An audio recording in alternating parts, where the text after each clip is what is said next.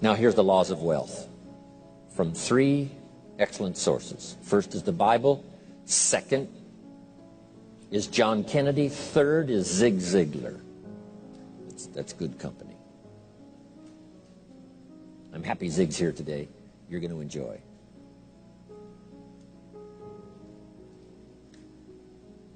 The wealth formula. Okay? First, I've already quoted from the Bible. He that wishes to be the greatest, find a way to serve the many.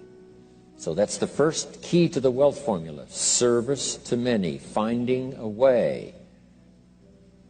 Now, some may have a wish to serve many, but you need a way. So you keep searching till you find a way, because if you search, you will find a way to serve more and more so that your life will be greater and greater.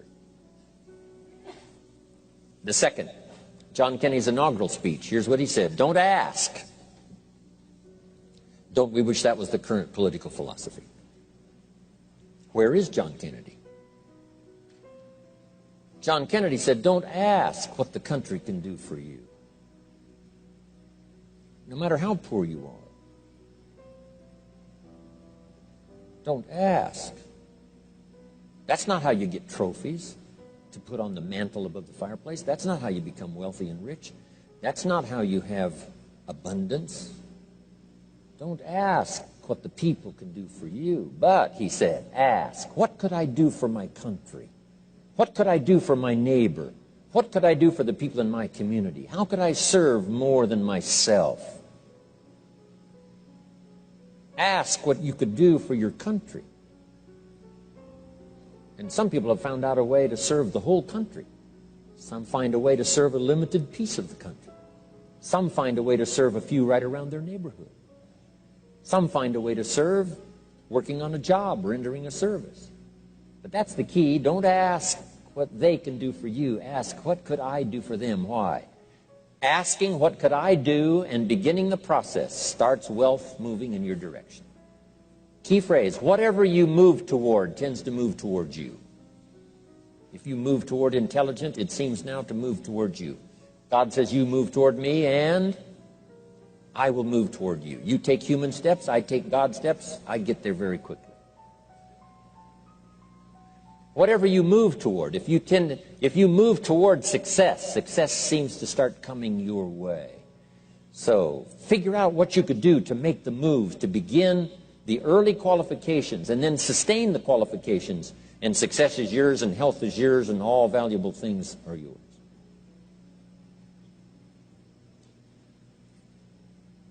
Now the third, of course, is Zig Ziglar, and I'm going to borrow. Hopefully he wasn't going to use it today, so I get to borrow it. Zig's got the best formula put in layman's terms I've ever heard. If you help enough people get what they want, you can have everything you want. Help enough people get what they want, you can have everything you want. When I first heard that, I underlined the word everything. And guess what I did? I went for it. If you help enough people get what they want, you can have everything you want. Here's another way to put it. If you help enough people get what they need, you can have everything you need. So you don't supply your need by concentrating on your need. You supply your need by concentrating on the answer, by the deserving, helping enough people. This weekend is another part of my life. Sharing, helping, translating my experiences by the best language I can choose, as awkward as it sometimes seems. Words are clumsy sometimes when you try to express what's going on in your head, let alone your heart.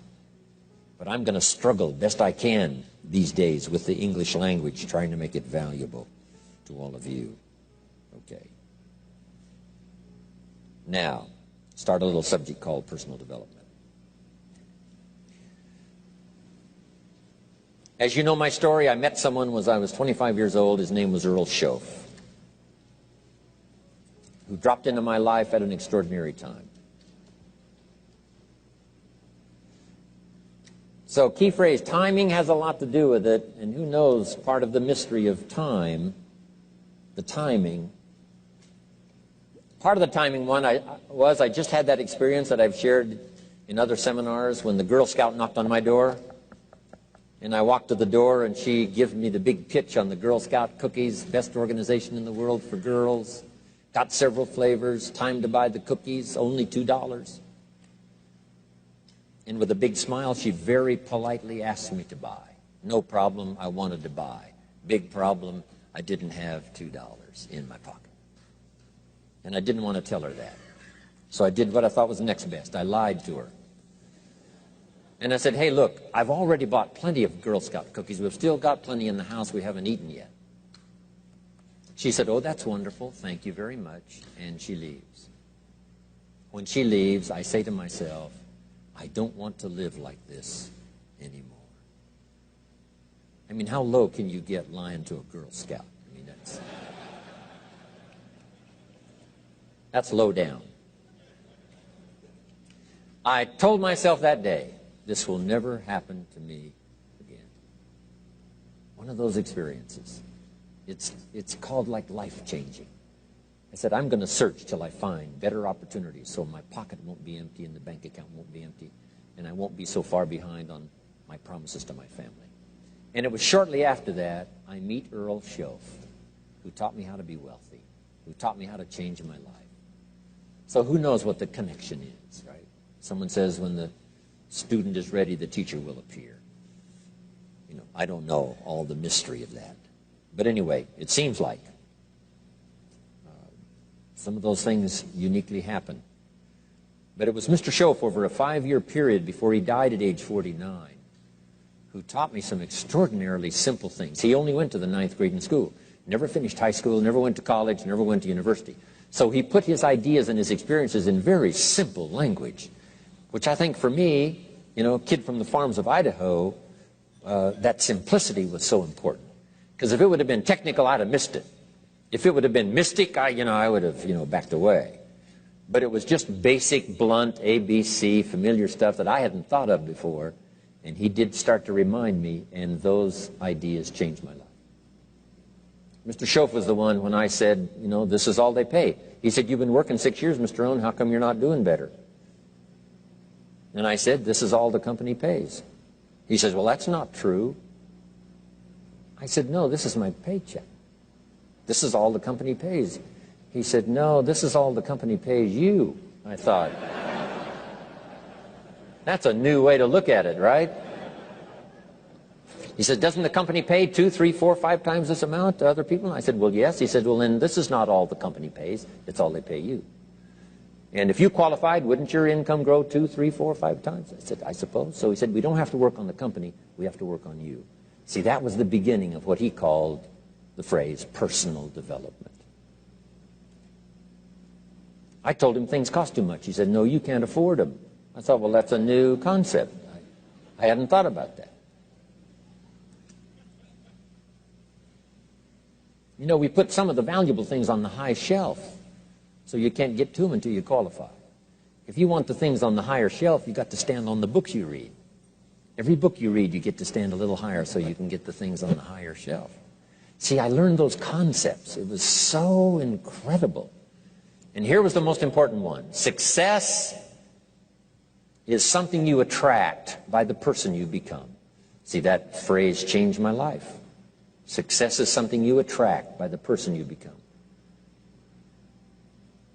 Success is not something you pursue. It's like chasing a butterfly. You can't quite catch it. Success is something you attract by becoming an attractive person. See, those were new concepts to me. I'm just working hard trying to make a living. Here's what he said to me. This changed my life. I got a chance to teach this in Moscow and across Russia. 3 visits, now the 4th.